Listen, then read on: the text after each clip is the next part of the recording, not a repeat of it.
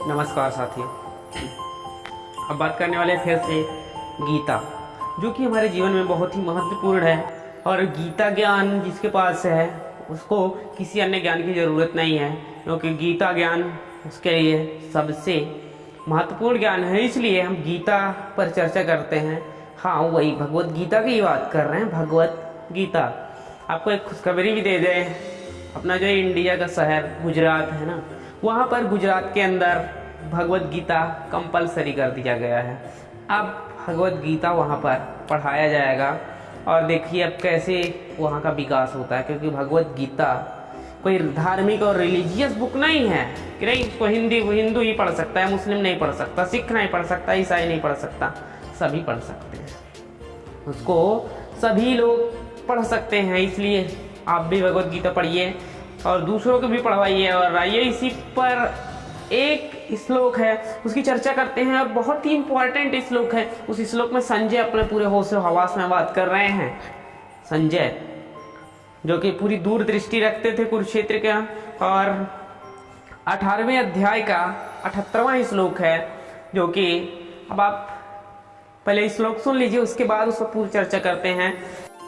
यत्र योगेश्वरः कृष्णो यत्र पार्थो धनुर्धरः तत्र श्री विजयो भूतिर ध्रुवा नीतिर्मतिर्ममः। बताएगा इस श्लोक में यत्र का मतलब यत्र योगेश्वर, मतलब जहाँ पर यत्र योगेश्वर, जहाँ पर यत्र योगेश्वर श्री कृष्ण, जहाँ पर आपके ये श्री कृष्ण रहेंगे, यत्र पार्थो धनुर्धरा, और धनुर्धारी अर्थात अर्जुन, कुंती पुत्र अर्जुन जी ये जहाँ पर रहेंगे और जहाँ पर इनकी भगवत गीता होगी, वहाँ पर क्या क्या होगा?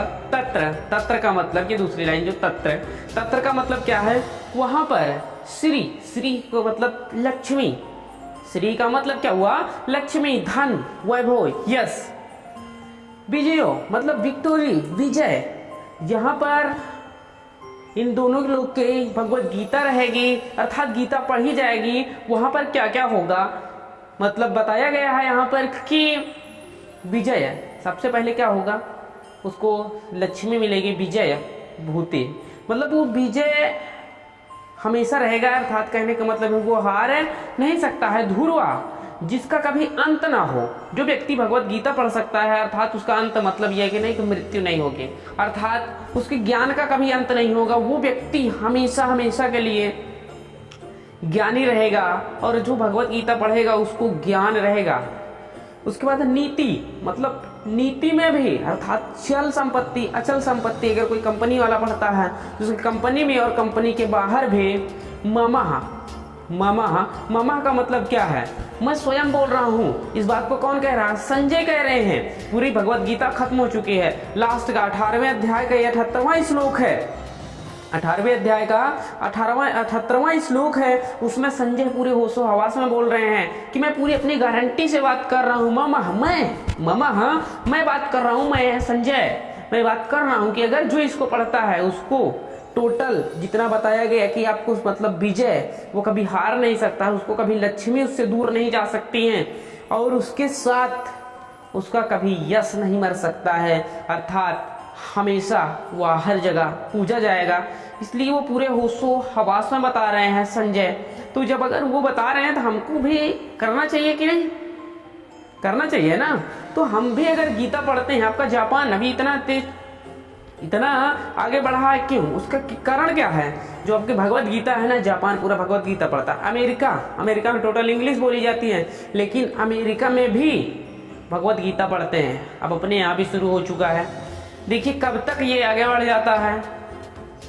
और उसके पहले के जो आपके 77 है, 76, 75 ये श्लोक हैं, इसमें तो संजय इतना उत्साहपूर्वक बोले हैं जिसकी कोई सीमा नहीं है। पूरी गारंटी से बात कर रहे हैं। वो 5 श्लोकों में, 5 श्लोक में पूरा गारंटी से बात किए हैं कि जो वो बोले हैं ना, अगर आप भी अगर अभी बोले हैं तो मैं उसका भी आपको वीडियो दे दूंगा, लेकिन आप बोलेंगे तो जरूर दूंगा। तो आप गीता पढ़िए, मेरी आपसे आग्रह है, विनती है, आप अपने बच्चों को भी पढ़वाइए। इसी के साथ प्रेम पूर्वक बहुत बहुत धन्यवाद।